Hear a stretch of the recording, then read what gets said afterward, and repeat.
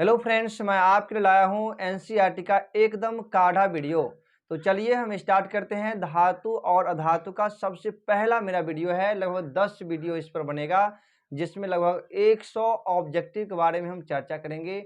और ये ऑब्जेक्टिव हर एक एग्जाम में पूछा जाता है, जैसे कि ग्रुप डी हो, रेलवे हो, एसएससी हो, या सीटीईटी हो 6 to 8 के लिए हो, या आपका बोर्ड एग्जाम हो, कोई भी बोर्ड एग्जाम हो, क्योंकि मैं एनसीईआरटी का काढ़ा लाया हूँ। ठीक है, तो चलिए हम स्टार्ट करते हैं। सबसे पहला प्रॉपर्टी कहता है कि धातु में एक विशेष प्रकार की चमक होती है। क्या होती है? चमक होती है। और इस चमक को हम क्या कहते हैं? धात्विक चमक, है ना। जैसे कि आप कोई भी धातु को मार्केट से खरीद के लाए होंगे तो आप देखेंगे बिल्कुल नया था, लेकिन अब वह पुराना हो गया होगा। लेकिन आप जाइए और रेग माल लेके आइए और उसको रगड़िए। जब रगड़िएगा तो उसका असलियत पहले कैसा कलर था, धातु का कैसा कलर होता है, ये आपको दिखाई देगा। ठीक है, तो अब हम देखते हैं धातु को पीटने से विशेष प्रकार की ध्वनि उत्पन्न होता है।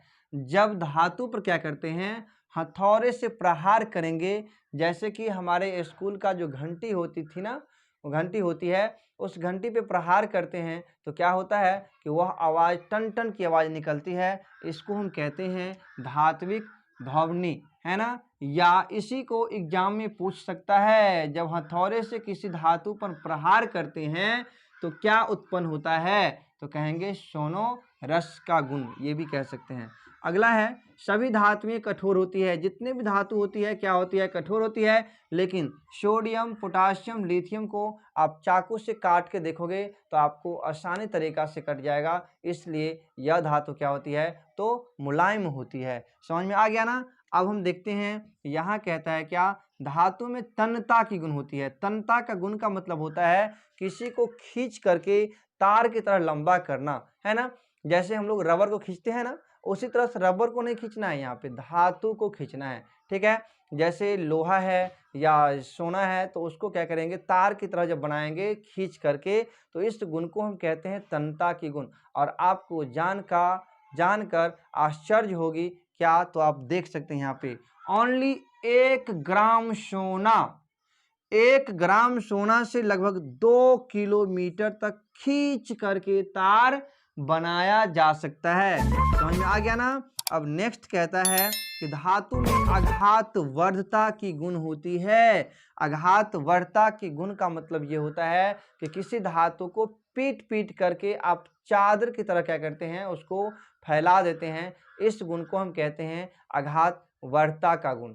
अब यहाँ पे देख सकते हैं, सबसे ज्यादा आघात वर्धता पूछेगा तो आप कह सकते हैं यहाँ पे सोना होगा AU। और अब यहाँ पर कहता है क्या? 6 नंबर ऑब्जेक्टिव जो है यह कह रहा है क्या?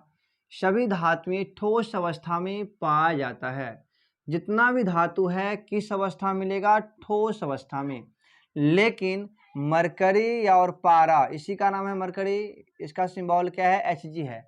यह क्या होता है? तो द्रव अवस्था में पाया जाता है। अब देखते हैं, यहाँ पर कह रहा है क्या? धातु उष्मा और विद्युत, उष्मा का भी और विद्युत का भी, दोनों का क्या होता है? सुचालक। कौन? तो धातु। लेकिन यहाँ पर एग्जाम में तो क्वेश्चन आता है लेड, है ना। लेड यानी शीशा, इसी का नाम है। और यह क्या होता है? कुचालक होता है। समझ में आ रहा है ना। आपको एग्जाम में ये क्वेश्चन बहुत बार पूछा गया है, और ये भी क्वेश्चन पूछा गया है, पूछेगा सबसे ज्यादा विद्युत का सुचालक कौन सा तत्व है? तो क्या कहेंगे? चांदी यानी silver. Silver is a good conductor of electricity, यानी विद्युत धारा के सबसे अच्छा क्या है? चालक है। यदि आप अपने घर में चांदी का वायर लगाएंगे तो आपके घर में अच्छा से करंट क्या होगा? फ्लो होगा। ठीक है ना। अब देखते हैं, धातु का जो घनत्व होता है, घनत्व वह क्या होता है? उच्च होता है, यानी ज्यादा होता है। और सबसे अधिक घनत्व ये भी पूछा गया है, यानी किस में होगा? तो सोना में होगा। और 9 नंबर में कह रहा है क्या?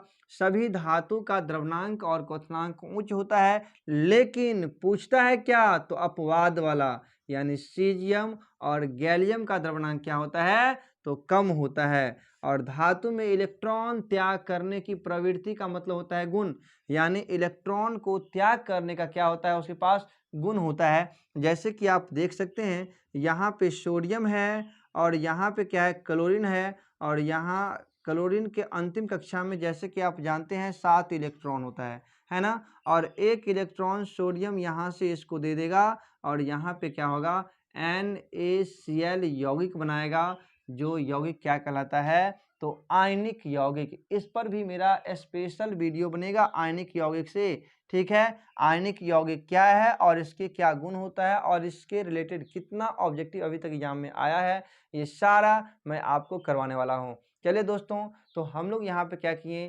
धातु और अधातु का 1 से लेकर के 10 ऑब्जेक्टिव हमने देख लिया, और उसके बाद पार्ट 2 पार्ट 3 इसी तरह से बहुत सारा आपको मिलने वाला है। यदि आप लोग रासायनिक अभिक्रिया और अम्ल क्षार लवण का पार्ट 1 पार्ट 2 वीडियो नहीं देखे हैं तो आप जाकर के जरूर देखें, क्योंकि आपके एग्जाम के लिए बहुत ही फायदेमंद है।